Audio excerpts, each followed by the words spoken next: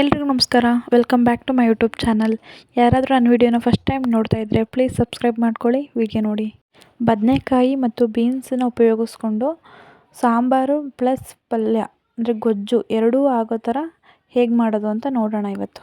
ಇದೆರಡೂ ನಮ್ಮ ಅಮ್ಮರ ಮನೇಲಿ ಬೆಳೆದಿರೋಂಥ ಫ್ರೆಶ್ ತರಕಾರಿ, ಬದನೆಕಾಯಿ ಮತ್ತು ಬೀನ್ಸು.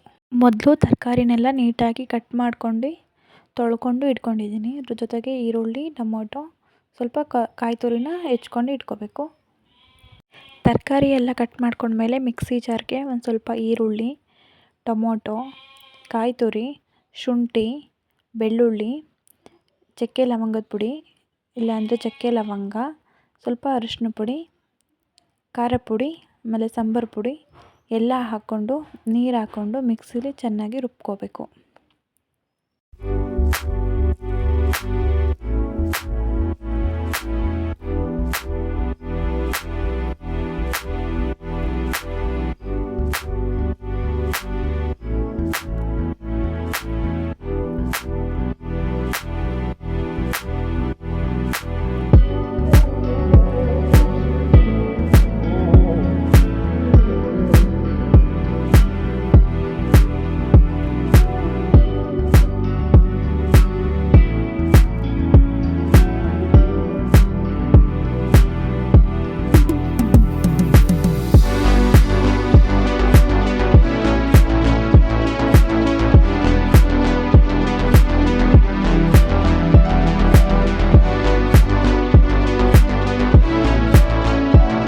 ಇವಾಗ ರುಬ್ಕೋತಾ ಇದ್ದೀನಿ ನಾನು.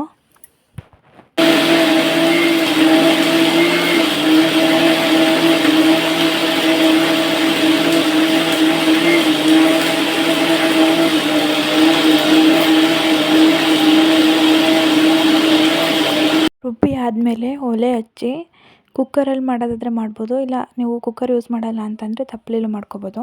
ಕುಕ್ಕರಲ್ಲಿ ನೀರೇನಾದರೂ ಚೆನ್ನಾಗಿ ಸೇರಿಸ್ಕೋಬೇಕು, ಇಲ್ಲ ಅಂತ ಅಂದರೆ ನೀರೆಲ್ಲ ಸಿಡಿದ್ಬಿಡುತ್ತೆ. ಆಮೇಲೆ ಕುಕ್ಕರ್ಗೆ ಎಣ್ಣೆ ಹಾಕಬೇಕು. ಎಣ್ಣೆನ ಎಷ್ಟು ಬೇಕೋ ಅಷ್ಟು ಹಾಕ್ಕೊಳ್ಳಿ, ನಿಮ್ಮ ಅಗತ್ಯಕ್ಕೆ ತಕ್ಕಂತೆ ಎಣ್ಣೆನ ಉಪಯೋಗಿಸ್ಕೊಳ್ಳಿ. ಎಣ್ಣೆ ಆದಮೇಲೆ ಎಣ್ಣೆ ಜೊತೆಗೆ ಸ್ವಲ್ಪ ಸಾಸಿವೆ ಹಾಕ್ಕೋಬೇಕು. ಸಾಸಿವೆ ಚಟಪಟ ಅಂತ ಸಿಡಿಯೋವರೆಗೂ ನೋಡ್ಕೋಬೇಕು. ಆಮೇಲೆ ಕರ್ಬೇವಿನ ಸೊಪ್ಪಿದ್ರೆ ಯೂಸ್ ಮಾಡಿ, ಇಲ್ಲ ಅಂತಂದರೂ ಪರವಾಗಿಲ್ಲ. ಜೊತೆಗೆ ಈರುಳ್ಳಿ, ಟೊಮೊಟೊ ಎಲ್ಲ ಹಾಕಿ ಅದು ಚೆನ್ನಾಗಿ ಫ್ರೈ ಆಗೋವರೆಗೂ ಫ್ರೈ ಮಾಡಬೇಕು. ನೀಟಾಗಿ ಫ್ರೈ ಮಾಡ್ಕೋಬೇಕು. ತುಂಬ ಚೆನ್ನಾಗಿರುತ್ತೆ ಇದು ತಿನ್ನೋಕ್ಕೆ.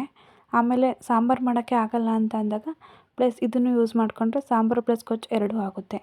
ಆಮೇಲೆ ಖಾರ ರುಬ್ಬಿರ್ತೀವಲ್ಲ ಅದನ್ನು ಕುಕ್ಕರ್ ಒಳಗಡೆ ಹಾಕ್ಕೊಂಡು ಚೆನ್ನಾಗಿ ಅದು ಎಣ್ಣೆ ಬಿಡೋ ಥರ ಹುರ್ಕೋಬೇಕು.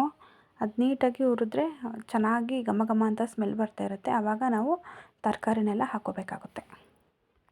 ಇದಕ್ಕೆ ಕೆಲವೊಬ್ಬರು ಕಾಳನ್ನ ಹಾಕಿ ಪಲ್ಯ ಅಥವಾ ಗೊಜ್ಜನ್ನ ಮಾಡ್ತಾರೆ. ಕಾಳು ಹಾಕಿದ್ರೂ ತುಂಬ ಚೆನ್ನಾಗಿರುತ್ತೆ. ಇಲ್ಲ ನಮ್ಮ ಹತ್ರ ಅಂತ ಬರೀ ತರಕಾರಿ ಮಾತ್ರ ಇದೆ ಅಂದಾಗ ಈ ಥರ ಮಾಡಿಕೊಂಡ್ರೆ ತುಂಬ ಚೆನ್ನಾಗಿರುತ್ತೆ. ಆಮೇಲೆ ತರಕಾರಿನೆಲ್ಲ ತೊಳೆದಿರೋದನ್ನೆಲ್ಲ ಕುಕ್ಕರ್ಗೆ ಹಾಕ್ಬಿಟ್ಟು ಅದು ಖಾರನೆಲ್ಲ ಅದರೊಳಗಡೆ ಮಿಕ್ಸ್ ಮಾಡಿಬಿಟ್ಟು ಮುಚ್ಚಿಬಿಟ್ಟು ವಿಷಲ್ ಕೂಗಿಸಿದ್ರೆ ಪಲ್ಯ ಅಥವಾ ಸಾಂಬಾರು ಏನಂತನಾದ್ರು ಕರಿಬೋದು, ಅದು ರೆಡಿಯಾಗುತ್ತೆ. ಉಪ್ಪು ಹಾಕಿರೋದನ್ನ ವಿಡಿಯೋ ಮಾಡ್ಕೊಂಡಿಲ್ಲ. ಆಮೇಲೆ ಉಪ್ಪು ಹಾಕಿಲ್ವಲ್ಲ ಅಂತ ಕೇಳಬೇಡಿ. ಉಪ್ಪು ಹಾಕ್ಕೊಂಡು ಅದನ್ನು ವಿಷಲ್ಲ 2 ಅಥವಾ 1 ಕೂಗಿಸ್ಕೊಳ್ಳಿ. ತುಂಬ ಬೇಯಬೇಕು, ನಮಗೆ ಮೆತ್ತಗಿರಬೇಕು ಅಂದರೆ 2 ಹಾಕಿಸ್ಕೊಳ್ಳಿ. ಇಲ್ಲ ಅಂತ ಅಂದರೆ 1 ವಿಷಲ್ ಹಾಕಿಸಿದ್ರೂ ಚೆನ್ನಾಗಿರುತ್ತೆ ತಿನ್ನೋಕ್ಕೆ. ದೋಸೆ, ಚಪಾತಿ, ರೊಟ್ಟಿ ಯಾವುದ್ರ ಜೊತೆನಾದ್ರು ತಿನ್ಬೋದು. ಆದರೆ ನಮ್ಮ ಮನೇಲಿ ದೋಸೆ ಮಾಡಿದ್ವಿ.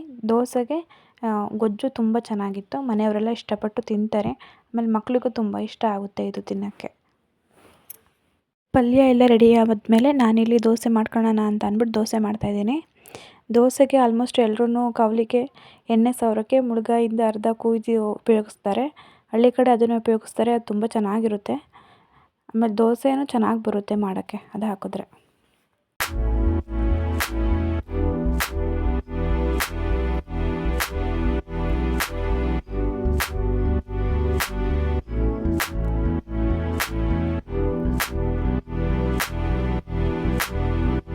ಕೆಲವೊಬ್ಬರಿಗೆ ದೋಸೆನ 1 ಸೈಡ್ ಬೇಯಿಸಿದ್ರೆ ಇಷ್ಟ ಆಗುತ್ತೆ, ಕೆಲವೊಬ್ಬರಿಗೆ 2 ಸೈಡ್ ಬೇಯಿಸಿದ್ರೆ ಇಷ್ಟ ಆಗುತ್ತೆ. ನಮ್ಮ ಮನೆಯಲ್ಲೆಲ್ಲಾದರೂ 2 ಸೈಡ್ ಫ್ರೈ ಆಗಿದ್ರೆ ಮಾತ್ರ ಇಷ್ಟಪಟ್ಟು ತಿಂತಾರೆ.